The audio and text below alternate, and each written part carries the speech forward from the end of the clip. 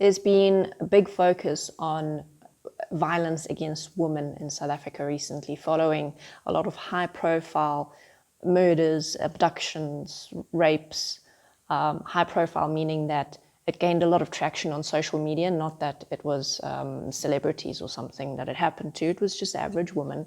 One was a student in university, another one was a young 5-year-old girl who was abducted, and her parents were ransomed for her return.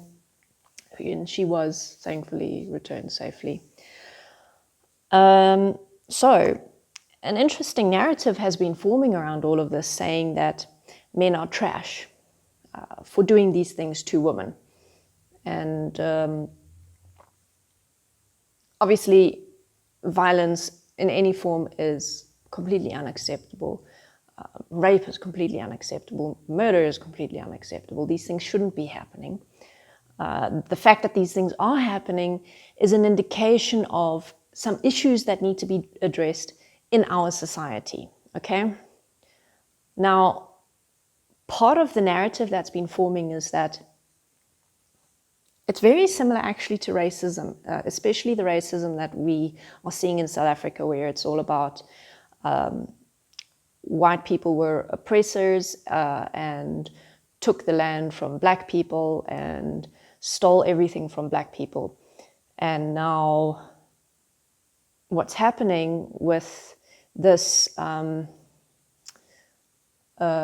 this narrative against men, and men are trash, is that all men are being grouped into the same category, into the same basket, saying that you called woman slut, whore, bitch, you did these things and therefore you must pay. And while no one is innocent, by taking this narrative, by bulking everyone together in one group and blaming that one group without discrimination, is going to create a very interesting effect, which we see in radical feminism, radical racism, where people, radical religious like terrorists, extremists. This is the kind of narrative that creates extremism. This is the kind of narrative that creates a group or a whole nation of people who hate without discrimination, who have anger without discrimination, who blindly lash out with blame at whatever their target is, but at the whole group. And it doesn't actually give room to consider what actually really is the problem here. What does it take for a man or a woman or any person, any individual, to undertake those actions, to be willing to hurt another person, to be willing to force themselves onto another person? How does that happen in someone? What happened in their life? What happened within their minds? What happened within their education, their understanding of the world? Why do they do these things? That's the question we should be asking, not, you're a disgusting bastard and you should die, to every man. And this actually very much reminds me of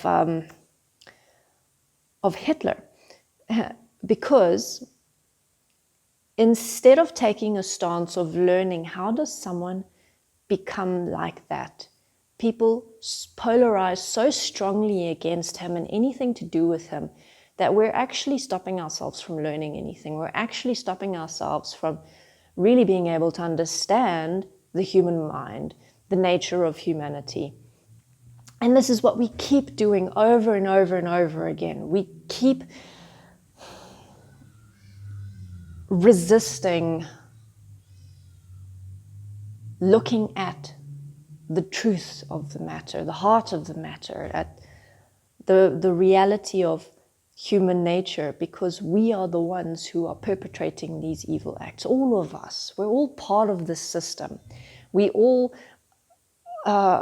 support it in some way or another, even if it's just by playing the blame game and not being willing to understand how the mind functions in order to prevent something like that from ever happening again. If you have the opportunity to create a solution, to find a solution, that is your responsibility. That is your responsibility. Doesn't matter what everyone else is doing.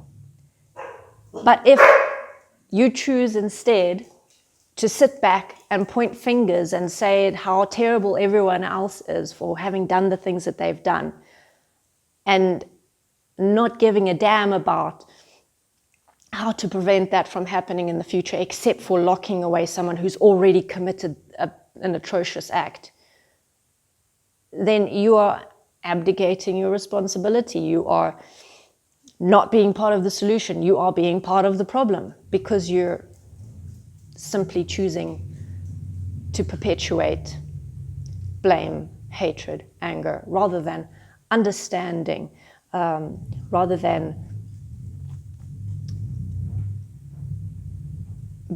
being a master of your mind, being a master of the human condition, of human nature, and being able to really dig deep and say, this is why I am the way I am.